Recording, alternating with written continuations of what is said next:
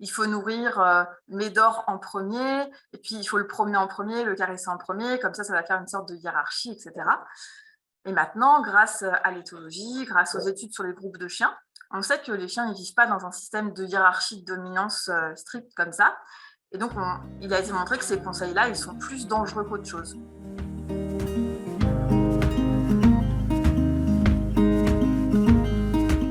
Vous écoutez le balado d'Évolution canine, la référence francophone en termes de comportement canin. Mon nom est Andréane Garneau et ensemble, nous naviguerons les idées reçues et les concepts complexes concernant le domaine animal. Bonjour tout le monde, bienvenue au podcast. Aujourd'hui, on reçoit Margot Fortin pour nous parler d'éthologie, de cognition et d'émotion. Donc, allô Margot, je suis contente de t'avoir aujourd'hui avec nous. Bonjour Andréane, merci à toi de m'avoir invitée. Est-ce que tu voulais te présenter brièvement? Je sais que ce n'est pas notre premier podcast ensemble, mais pour ceux qui n'auraient pas écouté le premier, si tu pouvais nous parler de ton parcours brièvement. Oui, alors donc je m'appelle Margot, je suis docteure en éthologie, donc j'ai passé ma thèse en 2016. J'ai travaillé sur plusieurs domaines, sur la cognition et le tempérament chez le cheval, le chant du canari, le choix du partenaire sexuel chez le cloporte, par exemple. Et actuellement, je suis comportementaliste et éducatrice à chiens positifs. Je fais aussi de la vulgarisation scientifique en éthologie canine, de la médiation par l'animal, et puis du coup, je fais partie des intervenantes pour la formation EPIC depuis le début de cette aventure. T'es quelqu'un qui est, excusez, t'es quelqu'un qui est très occupé, quelqu'un qui est vraiment accompli, là. Honnêtement, je trouve ça tout le temps le fun. À chaque fois que tu te présentes, je suis comme, oh mon Dieu, j'avais oublié tout ce que tu faisais. Donc, c'est vraiment intéressant de t'avoir au podcast. Puis moi, c'est un domaine qui m'intéresse puis qui m'interpelle, l'éthologie.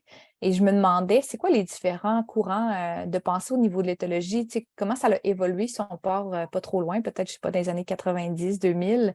Quelle est un peu la tendance? Est-ce que tu as vu certains domaines qui sont de plus en plus vus peut-être en éthologie ou étudiés, je devrais dire cherchés? Effectivement, déjà, quand on regarde un petit peu en termes de mots-clés par rapport à ce qui apparaît dans les recherches scientifiques, on peut s'apercevoir que depuis les années 90, ça fait qu'augmenter le nombre de recherches sur le comportement canin.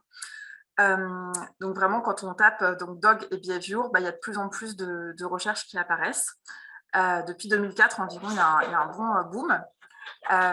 Et puis, ce qu'on retrouve pas mal, par exemple, ça va être, en termes d'augmentation, ça va être toutes les études qui concernent le lien ou les liens qui existent entre les comportements et puis les races, la sélection des chiens.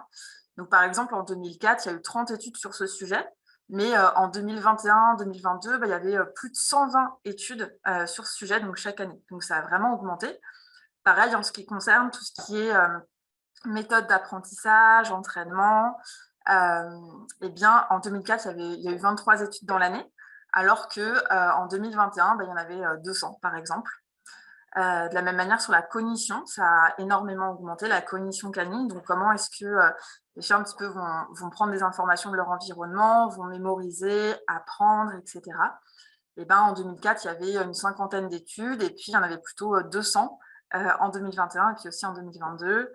Puis la relation aussi entre les chiens et les humains, c'est aussi un centre d'intérêt qui augmente avec, pareil, de plus en plus d'études. Il y avait 700 études là-dessus en 2021 et 2022. Donc, voilà, il y a beaucoup d'études sur le sujet de plus en plus. C'est quelque chose qui augmente en intérêt. Ah, fait que dans le fond, c'est un bon signe de voir qu'on est de plus en plus intéressé, qu'on recherche de plus en plus. Mais ça doit être un petit peu stressant d'essayer de se tenir à jour si on se rend compte que plus ça va, plus il y en a. Tu disais, il y a une année, il y en avait plus de 700. Ouais, sur la relation chien-humain. Alors après, c'est pas forcément des études qui sont que sur le comportement, par exemple. Ça peut être, voilà, il y a plein de... c'est très vaste finalement, mais OK. en tout cas, ça augmente avec les mêmes mots-clés. Si on regarde avec les mêmes mots-clés, d'année en année, on voit que ça augmente énormément. Ah, ben, super. Moi, je trouve que c'est une bonne nouvelle qu'on étudie ce domaine-là, parce qu'on aura peut-être des fois l'impression qu'on a justement toutes les informations nécessaires, mais finalement, non. Ça nous montre qu'on a encore plein de champs d'études à vérifier.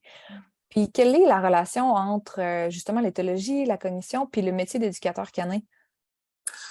Ce qui va se passer, en fait, c'est que quand on est intervenant canin, finalement, on va vraiment être mis face à des demandes de la part des humains, des chiens, qui vont souhaiter un changement de la part de leur chien, souvent. Et donc, on va se retrouver dans une sorte de système. Il va y avoir le chien en tant qu'individu avec sa propre personnalité, sa génétique, ses compétences cognitives. Et puis, ce chien, il va aussi être dans un environnement qui va lui demander de s'adapter de façon plus ou moins intense et qui va lui permettre un niveau de bien-être plus ou moins important. Et puis, il y a aussi les humains qui vivent avec le chien, qui vont avoir aussi leur personnalité, leurs compétences d'apprentissage, qui ne vont pas forcément être égales d'une famille à une autre. Et donc, en fait, l'intervenant canin, finalement, il va devoir avoir des connaissances assez larges pour prendre en compte tous ces éléments-là. Donc, si jamais il n'a pas de connaissance des lois de l'apprentissage, par exemple, il ne pourra pas entraîner des comportements de manière optimale. Mais aussi, s'il n'a pas connaissance des capacités cognitives du chien et puis des humains, il ne pourra pas optimiser les séances, il ne pourra pas transmettre les informations de manière appropriée aux humains. Et puis, en fait, c'est aussi important de prendre l'environnement en compte parce que des fois, le chien, il n'est pas forcément dans un état de bien-être suffisant pour apprendre, pour mémoriser, pour généraliser ses apprentissages et puis exprimer des comportements adaptés. Par exemple, si un chien est tout le temps dérangé, qui ne peut pas dormir suffisamment, eh bien, il ne pourra pas consolider ses apprentissages, même si les entraînements sont les meilleurs du monde. Voilà, donc en fait, si on ne s'intéresse pas au mode de vie du chien ou à son bien-être, eh ben, on se retrouverait finalement à perdre du temps, de l'énergie, puis de la motivation pour nous et puis aussi pour les humains des chiens, puisque finalement, des entraînements pourraient ne pas du tout porter leurs fruits. Voilà, donc il y a ces points-là. Et puis, c'est important effectivement de mettre à jour ses connaissances en éthologie pour rendre sa pratique la plus efficace possible, la plus éthique possible. Par exemple, en ce qui concerne la cohabitation de multi-chiens, pendant longtemps, il y a eu des conseils tels que il faut nourrir Médor en premier, et puis il faut le promener en premier, le caresser en premier, comme ça va faire une sorte de hiérarchie, etc. Et maintenant, grâce à l'éthologie, grâce aux études sur les groupes de chiens, on sait que les chiens ne vivent pas dans un système de hiérarchie de dominance stricte comme ça. Et donc, il a été montré que ces conseils-là, ils sont plus dangereux qu'autre chose. Et donc, ils vont faire naître des tensions entre les membres du groupe de chiens. Voilà. Donc, en fait, il y a plein de problématiques à prendre en compte quand on est face à une situation donnée. Et puis, plus on va avoir des connaissances sur l'ensemble de ce système, plus on pourra être pertinent pour résoudre les problématiques. Fait que j'entends que l'éthologie nous aide vraiment beaucoup à aller un petit peu plus loin, puis à comprendre versus si on recule dans les années 90 où c'était peut-être un peu plus basique, où ce qu'on était comme « Ah, c'est tellement simple un chien, là, c'est comme si c'était un moteur. » Puis finalement, on a réussi à évoluer, à comprendre que bien sûr que non, c'est pas comme ça. Il y a beaucoup plus de complexité, puis à vraiment penser à tout ça. J'aime ça. Je trouve ça finalement hyper important, hyper intéressant. Puis est-ce qu'il y a un risque? Je sais que tu en as un petit peu parlé avec mon autre question, mais je trouve que ça serait intéressant de pointer, est-ce qu'il y a un risque quant à regarder le comportement au travers d'une seule lentille? Si par exemple, quelqu'un me dirait, ben moi, j'ai pas besoin d'autre chose vraiment que le conditionnement opérant, pour donner un exemple, c'est bon. Je sais que je suis capable de tout régler grâce à cela. Voilà, point. Effectivement, c'est exactement ce que je te disais tout à l'heure. Si tu ne prends pas en compte le bien-être du chien, en fait, tu pourras faire le meilleur apprentissage en conditionnement opérant, mais si le chien ne dort pas, il ne pourra pas apprendre, par exemple. Et puis aussi, du coup, prendre les choses de manière globale, ça peut éviter de s'épuiser sur des apprentissages, sur des entraînements qui vont mener à rien. Il y a un exemple que je donne de temps en temps, par exemple, c'est aussi la prise en compte de la douleur. Maintenant, on sait que l'aspect santé et douleur, ça fait partie de la prise en compte du bien-être. Donc, pour être dans un état optimal de bien-être, il ne faut pas subir de douleur ou être malade, par exemple. Et donc, on sait que la douleur, elle peut engendrer des changements de comportement, voire même des agressions, une augmentation de la réactivité, etc. Puis, il y a quelques temps, j'intervenais au sein d'une famille où il y avait plusieurs chiens. Puis, il y a un des chiens qui avait changé de comportement. Il était un peu comme ronchon, il agressait les autres chiens. Et puis, à un moment, pendant la consultation, les gens me parlaient, puis le chien, il est venu se frotter un petit peu à moi. Puis il a mis sa tête un peu pour que je gratouille, quoi. Je lui ai touché les oreilles et en fait il y avait une oreille qui était très chaude et qui était comme du carton, toute dure là. Et en fait on a regardé l'oreille et c'était vraiment horrible. Il avait une énorme otite et on aurait pu faire des tas de séances de conditionnement, d'apprentissage pour lui apprendre à mieux tolérer l'approche des autres chiens. Et ça aurait sûrement servi à pas grand chose parce que le chien juste il avait mal en fait. Donc, si juste j'avais essayé de résoudre ça avec des apprentissages sans prendre en compte le niveau de bien-être du chien, on n'aurait pas pu améliorer sa relation avec les congénères. Donc, finalement, les intervenants canins, ils ont vraiment plein de choses à prendre en compte. Et plus ils vont prendre, c'est comme un puzzle en fait. Et plus on arrive à regarder toutes les pièces, et plus vite on va résoudre le puzzle. Fait que dans le fond, si je comprends bien, tu me dis que c'est important, en fait, aussi de travailler avec d'autres gens. Tu sais, dans le fond, d'avoir un ensemble global, mais j'imagine qu'à ce moment-là, ce que tu avais fait, c'est que tu avais référé au vétérinaire. Donc, c'est vraiment de travailler avec nos forces, puis dans nos faiblesses, d'aller référer à quelqu'un d'autre, tu sais, mais de ne pas ignorer, tout simplement, de dire, moi, je ne suis pas bon en éthologie, donc voilà. Je vais pas voir dans cette lentille-là, puis je continue comme si de rien n'était. Donc, même chose, d'aller voir un peu l'ensemble de tout. Oui, bien sûr. Et puis, des fois, effectivement, on peut travailler avec des chiens qui ont un niveau de peur tellement intense que ça va avoir un impact fort sur leur bien-être et qui ne pourront pas non plus apprendre de manière optimale. Et dans ces cas-là, travailler avec des vétérinaires comportementalistes, par exemple, ça peut vraiment être un atout précieux parce que c'est des gens qui sont formés pour trouver les bonnes molécules, pour aider les chiens à redescendre en niveau de stress. Et puis, du coup, nous, on va pouvoir après travailler de manière optimale avec ces chiens-là, par exemple.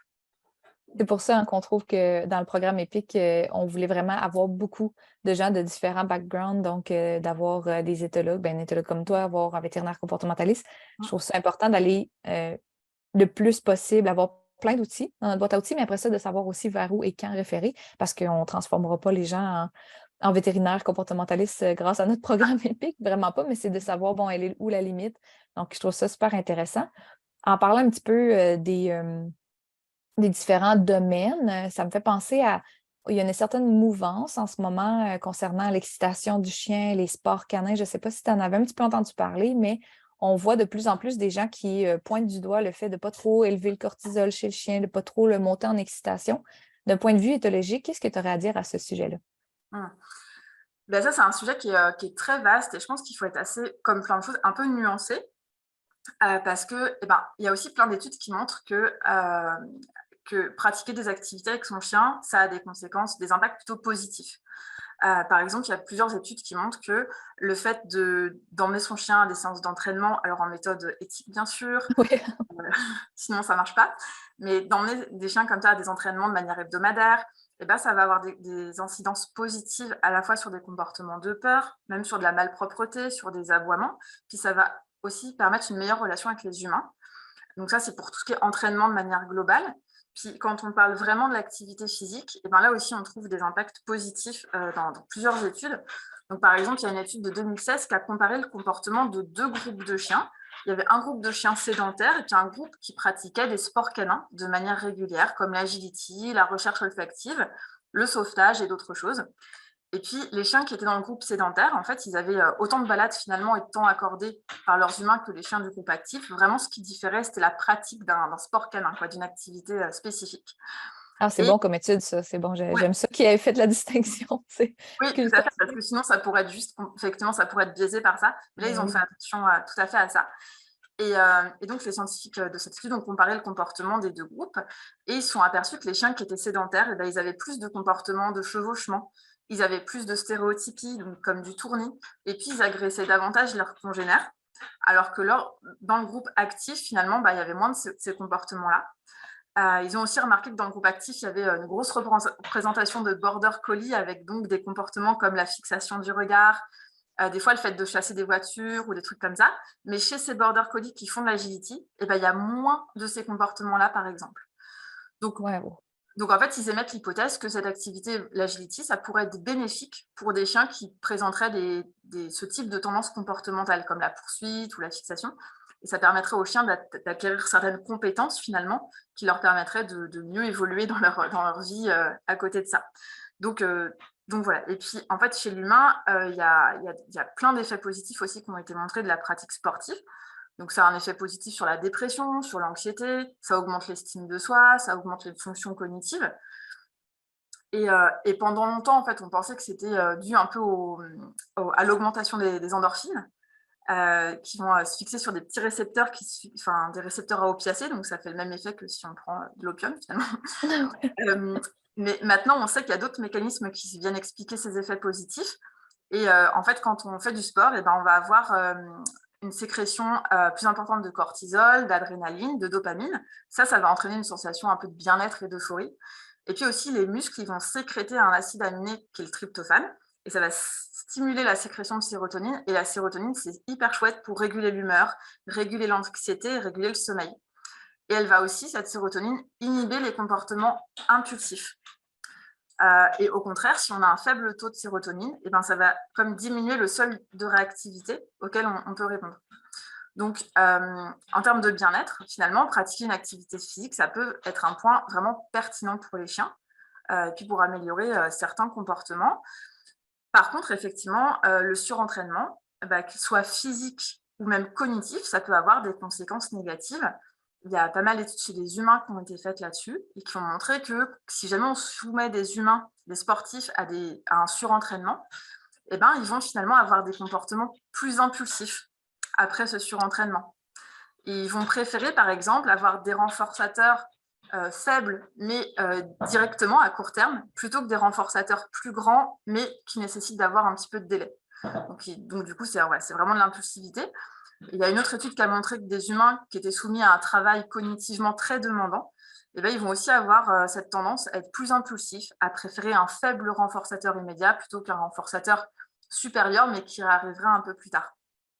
Et en fait, il a été montré dans cette étude que les humains qui fournissent plus comme ça d'efforts cognitifs, eh bien, une partie de leur cerveau, le gyrus frontal, c'est par ici, va être moins actif. En fait, il va être comme un peu fatigué, il va être moins efficace. Et cette zone, elle est impliquée dans l'inhibition des comportements impulsifs, dans ce qu'on appelle un peu le self-control. Donc, c'est pour ça que quand on fait des courses après une grosse journée de travail, eh ben, on va avoir tendance à acheter plein de choses sucrées ou trucs avec beaucoup de fromage ou qui vont nous faire du bien de manière immédiate, plutôt que d'acheter des choses plus saines qui vont avoir un impact positif sur le long terme, finalement. C'est fou. Voilà, donc et puis tu parlais de cortisol, effectivement, le cortisol, il va augmenter avec l'activité physique, mais le cortisol, c'est pas non plus un poison. Et puis si on fait des pauses, si on n'est pas en surentraînement, en fait, c'est quelque chose de complètement normal dans l'organisme. Ça permet juste le bon fonctionnement des muscles, etc.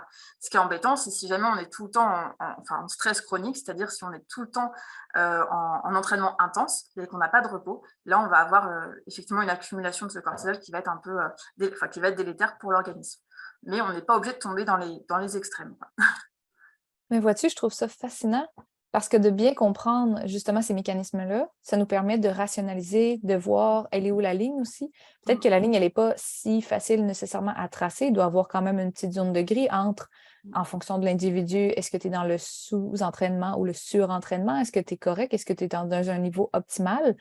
Mais on diabolise des fois aussi un peu le cortisol ou on va diaboliser certaines choses par manque parfois de compréhension, puis aussi parce qu'il faut pas oublier de garder des données quand même assez objectives. Donc, oui, il y a un petit peu de cortisol, d'accord, mais à quel point est-ce que l'animal, oui, il s'entraîne, il y a des activités physiques, à quel point, qu'est-ce qui se passe? Est-ce qu'il passe toute sa journée justement je sais pas, il doit faire des compétitions sans arrêt, c'est un chien de travail comme s'il était dans un cirque, ou bien il peut s'arrêter, il peut participer quand il veut, c'est que seulement, bon, quelques jours par année. Donc, c'est vraiment intéressant.